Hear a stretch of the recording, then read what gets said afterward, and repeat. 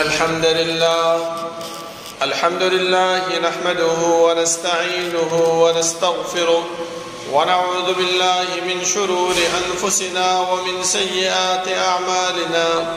من يهده الله فلا مضل له ومن يضلل فلا هادي له، وأشهد أن لا إله إلا الله وحده لا شريك له، وأشهد أن محمدا عبده ورسوله. يا أيها الذين آمنوا اتقوا الله حق تقاته ولا تموتن إلا وأنتم مسلمون. يا أيها الناس اتقوا ربكم الذي خلقكم من نفس واحدة وخلق منها زوجها وبث منهما رجالا كثيرا ونساء، واتقوا الله الذي تساءلون به والأرحام، إن الله كان عليكم رقيبا. يا أيها الذين آمنوا اتقوا الله وقولوا قولا سديدا يصلح لكم أعمالكم ويغفر لكم ذنوبكم، ومن يطع الله ورسوله فقد فاز فوزا عظيما. أما بعد، فإن خير الحديث كتاب الله، وخير الهدي هدي محمد صلى الله عليه وسلم، وشر الأمور محدثاتها، وكل محدثة بدعة، وكل بدعة ضلالة، وكل ضلالة في النار. أعوذ بالله من الشيطان الرجيم. بسم الله الرحمن الرحيم. قاف والقرآن المجيد بل عجبوا أن جاءهم منذر منهم فقال الكافرون هذا شيء عجيب أإذا متنا وكنا ترابا ذلك رجع بعيد قد علمنا ما تنقص الأرض منهم وعندنا كتاب حفيظ بل كذبوا بالحق لما جاءهم فهم في أمر مريج أفلم ينظروا إلى السماء فوقهم كيف بنيناها وزيناها وما لها من فروج والأرض مددناها وألقينا فيها رواسي وأنبتنا فيها من كل زوج بهيج تبصرة وذكرى لكل عبد منيب ونزلنا من السماء ماء مباركا فأنبتنا به جنات وحب الحصيد والنخل باسقات لها طلع نضيد رزقا للعباد وأحيينا به بلدة ميتا كذلك الخروج كذبت قبلهم قوم نوح وأصحاب الرس وثمود وعاد وفرعون وإخوان لوط وأصحاب الأيكة وقوم تبع كل كذب الرسل فحق وعيد أفعينا بالخلق الأول بل هم في لبس من خلق جديد. اللهم صل على محمد وعلى آل محمد كما صليت على إبراهيم وعلى آل إبراهيم إنك حميد مجيد. اللهم بارك على محمد وعلى آل محمد كما باركت على إبراهيم وعلى آل إبراهيم إنك حميد مجيد. بسم الله الرحمن الرحيم. يا أيها الذين آمنوا أطيعوا الله وأطيعوا الرسول ولا تبطلوا أعمالكم. وقال تعالى فليحذر الذين يخالفون عن أمره أن تصيبهم فتنة أو يصيبهم عذاب أليم. وقال تعالى ليميز الله الخبيث من الطيب ويجعل الخبيث بعضه على بعض فيركمه جميعا فيجعله في جهنم أولئك هم الخاسرون. دا الله رب العالمين احکم الحاکمین دا ټولو بادشاہ دا ټولو زبردست هغه رب العالمین چې تمام کائنات خالق او مالک دی، هغه الله چې تمام کائنات متصرف او منتظم دی، هغه رب العالمین چې دا غیب صفاتو کې یو صفت فعال لما يريد دی، رب العالمین چې سکه سوخت چې کوي سرنګ چې کوي چا سره چې کوي کولای شي دا الله رب العالمین څوک تاسو نشي کولای. خدا الله رب العالمین بصفاتو کې دا صفت موجود دی چې وهم يسألون دا مکلف مخلوقات چې هر څومره دي خو هغه انبیاء دي او که امت دی خو هغه بادشاهان دي او کرعیه ده، خو هغه مالدار دي او غریبانان دي، د هر یو فرد نه الله رب العالمین تپوس او پوښتنه کوي. زما محترمو د الله رب العالمین دا تپوس او دا پوښتنه دا په دې خبره باندې دلالت نه کوي چې موږ په دې دنیا کې کوم عمل کوو کوم کار کوو، الله رب العالمین دا غیر نه خبره ده. نظم محترمو بلکې الله رب العالمین خپل فرمایي چې لله ما فی السماوات وما فی الارض وان تبدوا ما فی انفسکم او تخفوه یحاسبکم به الله. دا الله رب العالمین د پاره اسمانونو او زمکه بادشاہی ده او کوم کارونه چې تاسو پټوي او کوم کارونه چې تاسو ښکارا کوي د هر یو باره کې الله رب العالمین تاسو ته تپوس او پوښتنه کوي او حساب بدن اخلي. نو دلته بیا ولې الله رب العالمین زموږ ته تپوس کوي؟ موږ سره کرامن کاتبین مقرر کړی دي دا د دې د وجنه چې زموږ د دنیا دا ماحول دی چې کله کم یو انسان کم یو جرم وکي کم یو کار وکي سم دستی د هغه کار نه منکر کیږي. ځکه الله رب العالمین موږ ته دا نقشه په قران کریم کې بیان کړی ده چې کله دا مشرک بنده د الله رب العالمین مخ ته ودرول شي او هغه ته تپوس کوي چې وسوایا کم داعی کم پیغمبر چې زما ستا خواله راغلو تا د زما طرف ته دعوت درکو زما د وحدانیت زما د اطاعت باندې ته خبرولې او تا به انکار کولو چې نه زدا نه منم. وسوایا چې دا حق دی او کلنی دا به هغه ځکه وي چې والله ربنا ما كنا مشرکین. ای الله ستا په ربوبیت مې دې قسم چې مونږه هیڅ قسم د شرک نه دی کړی. نو الله رب العالمین چې کم کرامن کاتبین زموږ سره ناست دي هغه رجسټر به د انسان مخې ته بکې دي چې ها وګوره چې تا شرک کړی دی او که نه دی کړی. ځکه زموږ د دې دنیا کې دغه خبره چې کم انسان په چا باندې څه خبره اثباتنه کوي څه الزام په هغې باندې لګوي څه خبره په هغې باندې ثبوت راولي نو سم دستي هغه ته وایي چې ښه ثبوت راته پیش کړه ګواه راوله. نو الله رب العالمین دغه کرامن کاتبین زموږ د ګواهۍ دپاره موږ سره کېنولي دي چې سبا موږ د دې اعمالو نه منکر نشو، سبا موږ د دې اعمالو نه لستو نشو. زما محترمو د الله رب العالمین لکونه او کروڑونه رحمتونه په جناب محمد رسول الله صلی الله علیه وسلم باندې چې هغه مونږ ته د الله رب العالمین ذات او صفات د الله رب العالمین اسماء او احکام د الله رب العالمین وحدانیت را ته وښودو او هغه لارې او هغه طریقې هم را ته وښودلې چې په هغې باندې اجتناب سره مونږ د الله رب العالمین رضا او جنت به حاصلولی شو او هغه لارې او هغه طریقې هم را ته وښودلې چې په هغې باندې اجتناب وکړو د هغې نه ځان وساتو نو مونږ د الله رب العالمین د قهر او د غضب نه به بچ کېږو. زما محترم الله رب العالمین چې مونږ پیدا کړي یو نو زمونږ د پیدایش مقصد هغه بیکار او مهمل نه دی بلکې الله رب العالمین مونږ د څه غرض دپاره د دنیا ته رالیږلي یو چې هغه غرض الله رب العالمین خپله بیان کړی دی چې وما خلقت الجن والانس الا لیعبدون. ما انسانان او پیریان نه دي پیدا کړي مګر خپل عبادت دپاره. یو الله رب العالمین مونږ چې د دنیا ته رالیږلي یو نو صرف او صرف د خپل عبادت دپاره رالیږلي یو. بل الله رب العالمین چې مونږ د دنیا ته رالیږلي یو یو خبره بل ده زما محترم هغه څه شی ده هغه چې کله الله رب العالمین آدم علیه السلام د دنیا ته راولېږلو نو دا خبره ورته وکړله چې قل نهبطوا منها جميعا فإما يأتينكم مني هدى فمن تبع هداي فلا خوف عليهم ولا هم يحزنون. اے آدم علیه السلام ته دنیا ته روانې تا خو د جنت کې کم ونې نه چې ما ته منع کړی وې هغې نه دې خوراک وکړو تا اوس دنیا ته لېږمه خو یو خبره یاد وساته دا دنیا د فایدې او د سامان د حاصلولو ځای دی.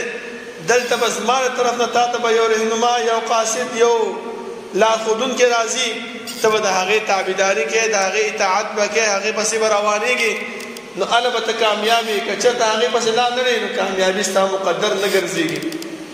ځکه الله رب العالمین دلته بیا دوه شرطه کېښوستل دوه نفې راته کېښوستلې دوه اجر او دوه ثوابونه او دوه انعامات راله راکړل چې کوم انسان د رسول الله صلی الله علیه وسلم او د الله رب العالمین د طرف نه راګلې شوی کم قاصد او کم رهنما د هغې تابعداري وکړي هغه اول فایده او هغه اول نعمت هغه اول اجر او ثواب هغه څه شی دی فلا خوف علیهم په دې باندې به یره نه کوم ځای کې به یره نه یره به په دې باندې په قیامت قبر کې به نه ځکه تاسو وګورئ چې کله انسان په قبر کې کېښوستلی شي او د تیارو او د تورتم ځای وي نو هر ځای کې انسان یریږي.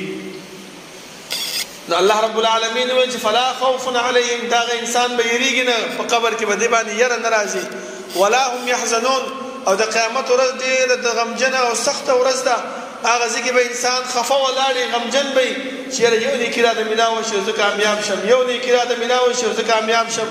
الله وفرمایل چې د رسول الله صلی الله علیه وسلم د تابعداري او د اطاعت سره ولا هم یحزنون، هغه سخته ورځ چې کوم ده د قیامت په هغه کې به تا باندې هېڅ قسم د غم نه وي. ځکه ته به مطمئن یې چې الله رب العالمین ما ته چې کوم قرآن را لېږلی، الله رب العالمین چې کوم ما ته پیغمبر را لېږلی، ما د هغې تابعداري کړې ده. ځکه الله رب العالمین موږ ته فرمایي چې کله دا انسان ته پیغمبر راشي او دا د هغې تابعداري وکړي، قیامت په ورځ باندې به دا خوشحاله وي. څوک به ورته ووایي چې یاره نن خو ډېر د غمجن ورځ ده، ته څنګه داسې خوشحاله یې؟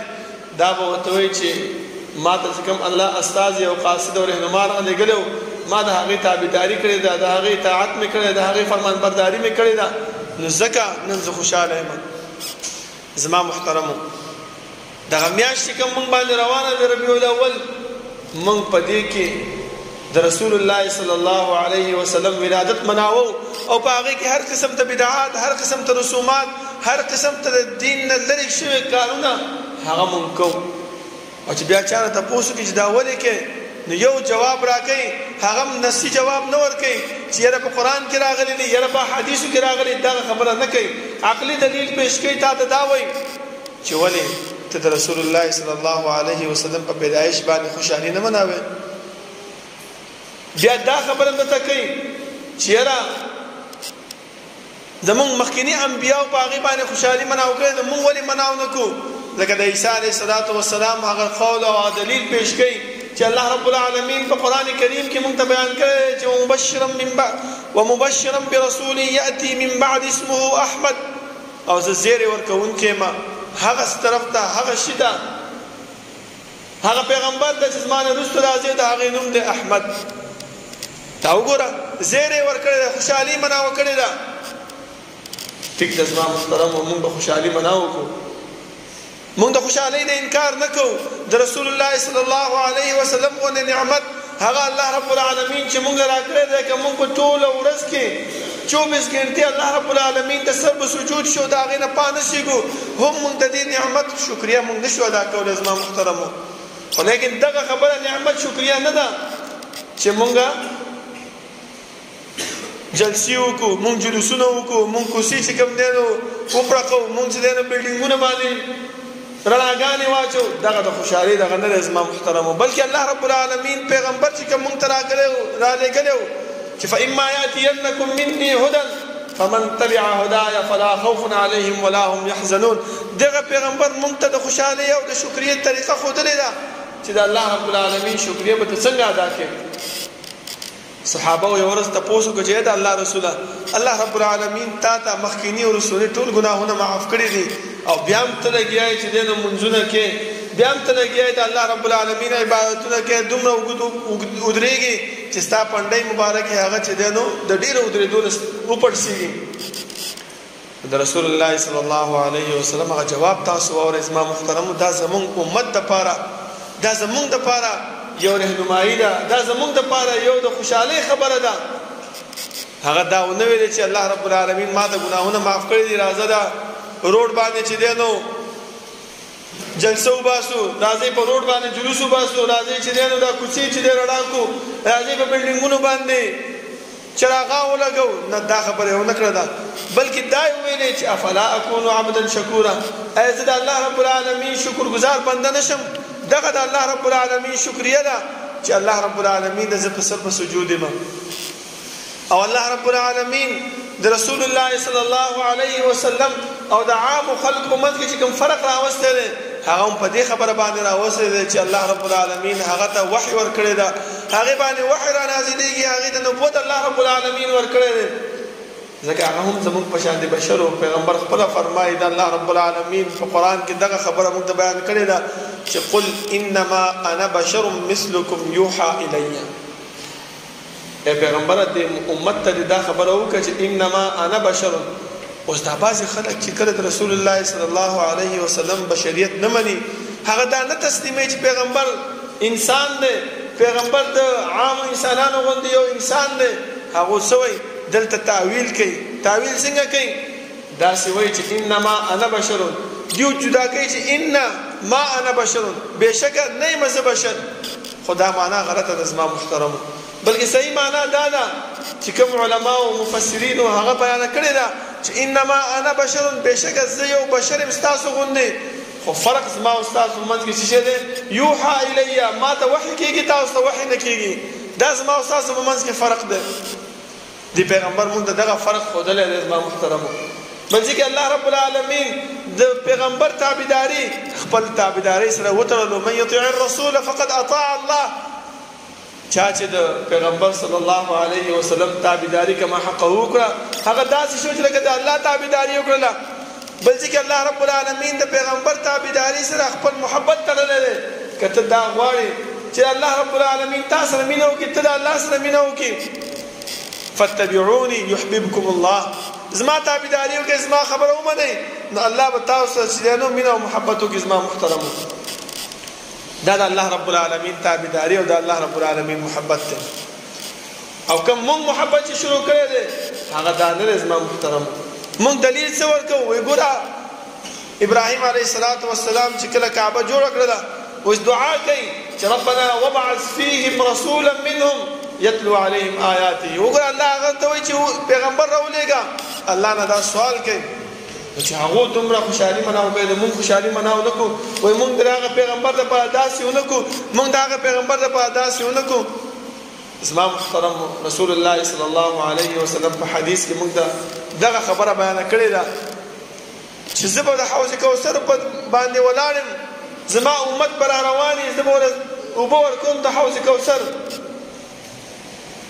خو یو ډله به زما د امت نه به را روانې وایي فرشتې به هغه منځ کې دیوال وغورځوي وایي زه به ورته یم چې اوسیحابي دا خو زما ملګری دی زما ملګری دی پرېږده ځکه بل حدیث کې رسول الله صلی الله علیه وسلم فرمایي چې زما د امت د نورو امتونو نه فرق به څنګه معلومیږي هغه به داسې معلومیږي چې غرم محجلین چې کوم اندام مونږ په اودس باندې وینځو هغه به د رسول الله صلی الله علیه وسلم د امت هغه به پړقېږي هغه به روښانه لکه دا تاسو وګورئ محجل هغه اس ته ویل کېږي چې د هغې څلور واړه خپې سپینې وي او دا مد تندی باندې سپین تاک راغلی وي دې ته محجل ویل کېږي زما محترم دغه شان دي اس ته او دا پړقېدونکي د هغه اندامونو دا پړقېږي به نو پیغمبر به دا پېژني نو هغه کسانو به هم پړقېږي زما محترم ولې اودسونه یې کړي دي لمونځونه یې کړي دي خو یو کار یې بل کړی و زما محترم هغه څه شی هغه کارونه یې کړي و چې کوم پیغمبر نو بیان کړي هغه کارونه یې کړي چې په دین کې موجود نو لکه د پیغمبر په ولادت باندې خوشحالي مناول بلډینګونه روښانه کول جلسې جلوسونه ویستل لارې کوڅې چې دی نو روښانه کول دا کارونه پیغمبر نو کړي او بیا چې تاسو یا مونږه هغو ته دا خبره وکړو نو دا وګوره څونه لوی ګستاخ دی دا عاشق رسول نه دی نو پیغمبر فرمایي چې دغه کسانو مخې ته به فرشتې دیوال وګرځوي نو زه به ورته یم دا خو زما ملګري دي نو فرشتې به یو خبره کوي زما محترمو یاد وساتئ هغه خبره په ذهن کې کېنوئ چې کم انسان کم عمل کوي کم کار کوي دغه حدیث خپل مخې ته ځان نه کېنوئ هغه به ورته څه وایي انک لا تدري ما احدثوا بعدک ای پیغمبره صلی الله علیه وسلم چې ته کوم مخکې د دې دنیا نه رخصت شوې نو تا ته دا پته نشته ځکه ته خو مړ وې ته خو د خاورو د لاندې وې تا د دنیا د حالاتو نه څه پته وه چې ما احدثوا بعدک ستا نه وروسته دې خلکو کم عمل کړی و کم کارونه یې په دې دنیا کې رایج کړي وو د ځان نه به یې چې دی نو دلایل پیش کول عقلي او نقلي به پیش کول او په هغې باندې به روان و زما محترمو دا یو خبره یاد وساتئ چې موږ دا نه وایو چې د پیغمبر په خوشحالۍ باندې د پیغمبر په ولادت باندې خوشحالي مناوئ موږ دا وایو ټیک د مناو کوي لکه حدیث کې راځي وایي چې کوم یو انسان وفات شي ورثو ته پکار دی چې هغه مړي پسې د خیرات وکړي د هغې مړي پسې صدقه وکړي موږ څه کوو موږ دغه خیرات او دغه صدقه درېمې ورځې ته ټاکلې ده، موږ دغه خیرات او دغه صدقه زیارت ورځې ته ټاکلې ده، موږ دغه خیرات او دغه صدقه څلوېښتې ته ساتلې ده، موږ دغه خیرات او دغه صدقه کالیسې ته ساتلې ده. دا ورځ منتخبول زما محترمو دا بدعت دی.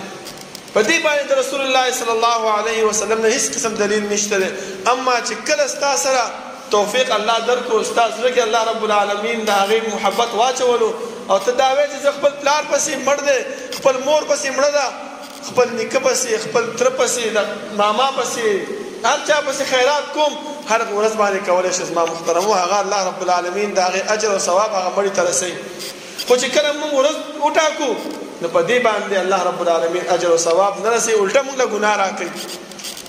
او علما فرمایي چې د رسول الله صلی الله علیه وسلم ولادت تاریخ هغه اتم نهم لسم دې درې ورځو کې اختلاف دی چې یا اتم دی یا نهم دی او یا لسم دی د ربیع الاول. اما د وفات تاریخ په هغې کې د هیڅ قسم چا اختلاف نشته، که هغه د بریلي مسلک والا دي، که هغه دیوبندي مسلک والا دي، که هغه اهل حدیث مسلک والا دي، که هر قسم مسلک والا دي، د ټولو دغه اتفاق دی چې د رسول الله صلی الله علیه وسلم وفات هغه 12 ربیع الاول باندې. اوس تاسو وګورئ چې خوشحالي مونږ مناوو، عاشق رسول مونږ یو او که دیو دي زما محترم ښځه مونږ به دا وایو چې دیو مونږ باندې الزام لګوي چې تاسو عاشق رسول نه. د صحابو ابو بکر، عمر، عثمان، علي، معاویه، حسن، ابو هريره، ابن عباس، ابن عمر، دا ټول صحابه چې یو دا عاشق رسول وو که نو؟ کوم یو صحابي چې دی نو دا مناو کړی دی؟ مونږ خو چې دی نه په ولادت باندې نه مناوه، بلکې مونږ په هغې په وفات باندې مناوه چې خلک چې وفات شو. لکه 12 دا د رسول الله صلی الله علیه وسلم د وفات دی. الله رب العالمین نه دعا ده چې الله رب العالمین د عمل کولو توفیق راکړي او الله رب العالمین زموږ په زړونو کې د رسول الله صلی الله علیه وسلم محبت واچوي او الله رب العالمین دې د هغې ورځې نه موږ وساتي چې ملائک زموږ مخې ته دیوال وغورځوي او راته ووایي چې انک لا تدري ما احدثوا بعدک. پیغمبره تا د څه پته دغه خلکو چې دی نو څه بد عمل کړي، د هغې نه دې الله رب العالمین وساتي. اقول قولي هذا واستغفر الله لي ولكم ولسائر المسلمين.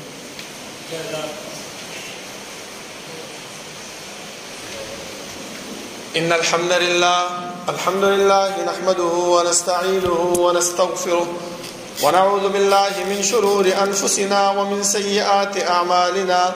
من يهده الله فلا مضل له ومن يضلل فلا هادي له، وأشهد أن لا إله إلا الله وحده لا شريك له، وأشهد أن محمدا عبده ورسوله. يا أيها الذين آمنوا اتقوا الله حق تقاته ولا تموتن إلا وأنتم مسلمون. يا أيها الناس اتقوا ربكم الذي خلقكم من نفس واحدة وخلق منها زوجها وبث منهما رجالا كثيرا ونساء، واتقوا الله الذي تساءلون به والأرحام إن الله كان عليكم رقيبا. يا أيها الذين آمنوا اتقوا الله وقولوا قولا سديدا يصلح لكم أعمالكم ويغفر لكم ذنوبكم، ومن يطع الله ورسوله فقد فاز فوزا عظيما. أما بعد فإن خير الحديث كتاب الله، وخير الهدي هدي محمد صلى الله عليه وسلم، وشر الأمور محدثاتها، وكل محدثة بدعة، وكل بدعة ضلالة، وكل ضلالة في النار. أعوذ بالله من الشيطان الرجيم. فليحذر الذين يخالفون عن أمره أن تصيبهم فتنة أو يصيبهم عذاب أليم. زبا محترمو دي لسلشي آيات کې الله رب العالمین دي خبرې ته اشاره کوي چې فليحذر الذين يخالفون عن أمره، هغه کسان دي ویریږي چې د رسول الله صلی الله علیه وسلم د امر او د حکم خلاف کوي. د څه خبرې نه ویریږو؟ ان تصيبهم فتنة، چې الله رب العالمین د طرف نه بدیو ته عذاب راشي، او يصيبهم عذاب الیم، یا دردناک عذاب به الله رب العالمین په دې باندې راولېږي. د داسې خبرې نه ویریږئ زما محترمو. او حدیث کې راځي چې رسول الله صلی الله علیه وسلم یو ورځ ودو، ملائک رالل، دو ملائک خپل طرف ته کېناستل، دو ملائک سر طرف ته کېناستل، او دا خبره ورته وکړه. بعض ویل چې دا وده دی، بعض ویل چې دا ویښ دی، خو بیا خپل منځ کې فیصله وکړه. دا خبره یې وویلې چې یاره دا پیغمبر دی، دا چې دی نو سترګې د دې وده دي خو زړه یې ویښ دی. نو بیا د هغې یو مثال پیش کړي زما محترمو. هغه مثال دا دی، وایي چې دی نو یو کور دی، په هغې کې خوراک او روټۍ مقرر شوې ده، دعوت مقرر شوی دی. هغه کور والا یو کس ولېږي چې لاړ شه خلک راوغواړه. بعضې خلک په هغې باندې اعتماد وکړي، راشي روټۍ وخوري، بعضې خلک ونه کړي ولاړ شي. د پیغمبر صلی الله علیه وسلم فرمایي چې فدار الجنه، دا کور چې دی دا شی دا جنت دی. وداعي محمد صلی الله علیه وسلم، هغه دعوت کوونکی سړی څوک دی؟ هغه پیغمبر صلی الله علیه وسلم دی. فمن اطاع محمد صلی الله علیه وسلم فقد اطاع الله. چا چې د دې دعوت کوونکی سړي خبره ومنله، هغه د الله تابعداري وکړه او راغی هغه نعمت یې وخوړلو، هغه ثواب یې حاصل کو. ومن عصى محمد صلی الله علیه وسلم عصى الله. چا چې د پیغمبر او د هغه داعي خبره ونه منله، دا داسې شو چې د الله رب العالمین نافرماني کړې. او آخري خبره وفرق بین الناس، او دې رسول الله صلی الله علیه وسلم د دې خلکو په منځ کې جدایي راوسته. څنګه جدایي راوسته؟ چې چا چې اطاعت وکړو هغه جنت حاصل کو، چا چې نافرماني وکړه هغه جهنم ته لاړو. دغه فرق راغی زما محترمو. الله رب العالمین نه دعا ده چې الله رب العالمین د عمل کولو توفیق راکړي، او کم عمل چې مونږ کوو هغه عمل کې مونږ دا سوچ وکړو چې دا عمل مونږ ته رسول الله صلی الله علیه وسلم ښودلی دی او که نه دی ښودلی. که مونږ ته پته نه وي نو زما محترمو د علماو نه تپوس وکړئ. نن سبا هر سړی عالم دی، هر سړی مفتی دی. تاسو دا د سوشل میډیا وګورئ چې پاڼه اړی مفتی ته نه راوځي، چې پاڼه اړی مفتی ته نه راوځي. داسې خلکو نه تپوس مه کوئ زما محترمو. چې تپوس کوئ سمدستي دې نه د قرآن او د حدیث او د صحابه کرامو د اقوالو نه دلیل ترې غواړئ، چې هغې باندې دلیل موجود وي. آمنا وسلم نه هغه منئ، هغې باندې عمل کوئ، په هغې کې کامیابي ده. او چې دې باندې دلیل نه وي زما محترمو، د هغې نه ځان وساتئ. الله رب العالمین د عمل کولو توفیق راکړي، او الله رب العالمین زموږ زندگی د رسول الله صلی الله علیه وسلم په طریقو باندې روان کړي. ربنا لا تزغ قلوبنا بعد إذ هديتنا وهب لنا من لدنك رحمة إنك أنت الوهاب. ربنا اغفر لنا ولإخواننا الذين سبقونا بالإيمان ولا تجعل في قلوبنا غلا للذين آمنوا ربنا إنك رؤوف رحيم. ربنا لا تؤاخذنا إن نسينا أو أخطأنا ربنا ولا تحمل علينا إصرا كما حملته على الذين من قبلنا ربنا ولا تحملنا ما لا طاقة لنا به واعف عنا واغفر لنا وارحمنا أنت مولانا فانصرنا على القوم الكافرين. صفونا برابر کے الله أكبر الله أكبر ولا إله إلا الله رسول الله. هي الصلاح هي الفلاح قد قام الصلاة قد قام الصلاة الله أكبر لا إله إلا الله. سو اقیموا صفوفکم واعتدلوا تقاربوا وسدوا الخلل. نږدې ودرېږئ، صف سیده کړئ، ټول مانځه کې د صف خیال وساتئ. الله اکبر.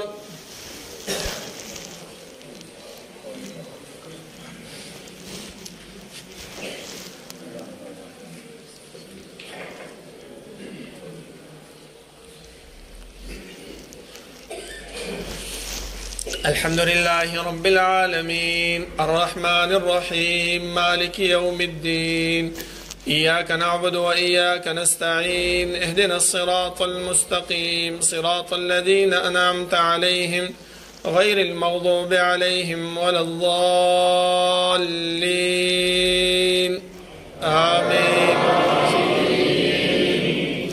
سبح اسم ربك الأعلى الذي خلق فسوى والذي قدر فهدى والذي أخرج المرعى فجعله غثاء أحوى. سنقرئك فلا تنسى إلا ما شاء الله إنه يعلم الجهر وما يخفى ونيسرك لليسرى فذكر إن نفعت الذكرى سيذكر من يخشى ويتجنبها الأشقى الذي يصلى النار الكبرى ثم لا يموت فيها ولا يحيا. قد أفلح من تزكى وذكر اسم ربه فصلى بل تؤثرون الحياة الدنيا والآخرة خير وأبقى إن هذا لفي الصحف الأولى صحف إبراهيم وموسى.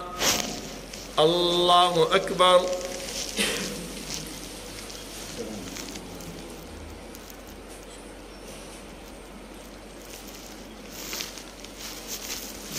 سمع الله لمن حمده. باركنا عليه ما يحب ربنا الله أكبر.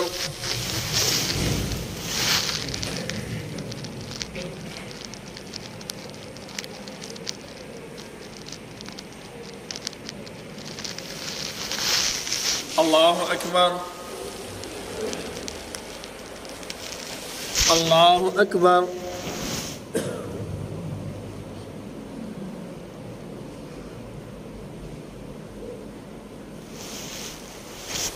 الله أكبر.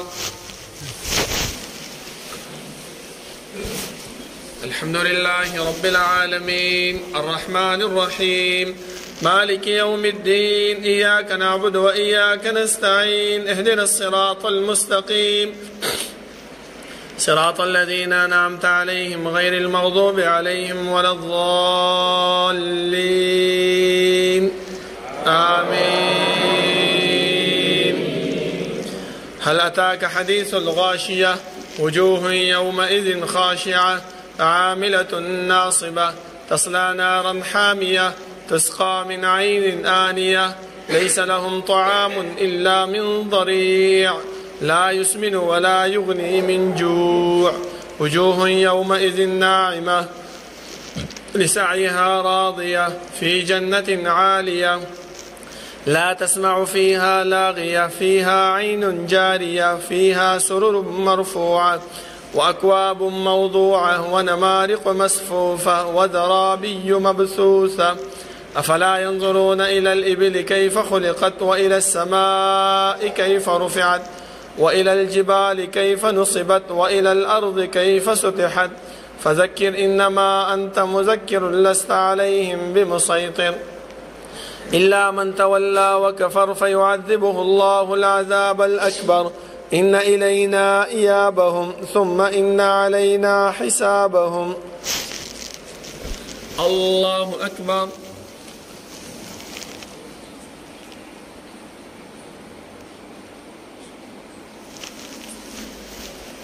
سمع الله لمن حمده.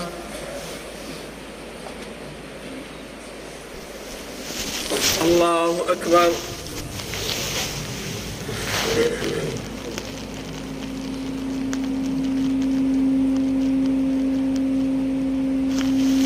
الله أكبر. الله أكبر.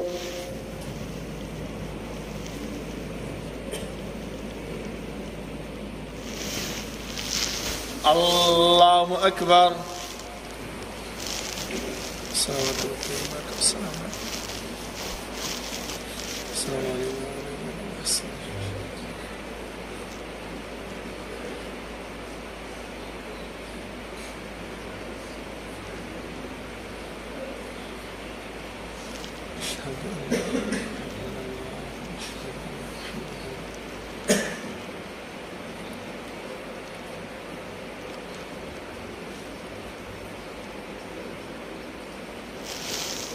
ظلما كثيرا.